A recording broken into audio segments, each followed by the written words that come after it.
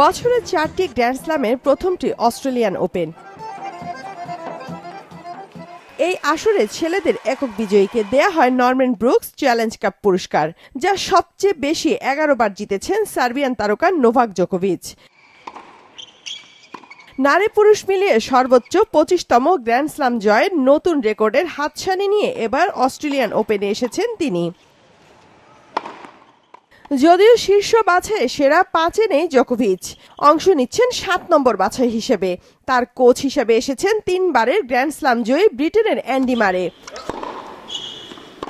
শীর্ষ বাছাই হিসাবে খেলবেন র্যাঙ্কিংয়ের 1 নম্বর তারকা বর্তমান চ্যাম্পিয়ন ইতালির ইয়ানিক সিনার। 23 বছর বয়সী এই তারকা 2024 সালটা কাটিয়েছেন স্বপ্নের মতো, যা শুরুটা হয়েছিল অস্ট্রেলিয়ান ওপেন জয়ের মধ্য দিয়ে, আর শেষ করেছেন নিজের দ্বিতীয় গ্র্যান্ড স্লাম ইউএস ওপেন জিতে। একমাত্র ওয়ালটন এসি দিচ্ছে 1 বছরের রিপ্লেসমেন্ট গ্যারান্টি। এবার দ্বিতীয় বাছাই হিসাবে আছেন জার্মানির আলেকজান্ডার জভেরেভ। এখনো কোনো গ্র্যান্ড স্লাম না জিতলেও দারুণ ছন্দে আছেন 27 বছর বয়সী এই জার্মান তারকা। স্পেনের কার্লোস আলকারাজ খেলবেন 3 নম্বর বাছাই হিসেবে, যিনি এবারের আসরের শিরোপার অন্যতম বড় দাবিদার। বয়স মাত্র 21 বছর, এরই মধ্যে জিতেছেন 4টি গ্র্যান্ড স্লাম। আলকারাজ 2024 সালে জেতেন ফ্রেঞ্চ ওপেন ও উইম্বলডন।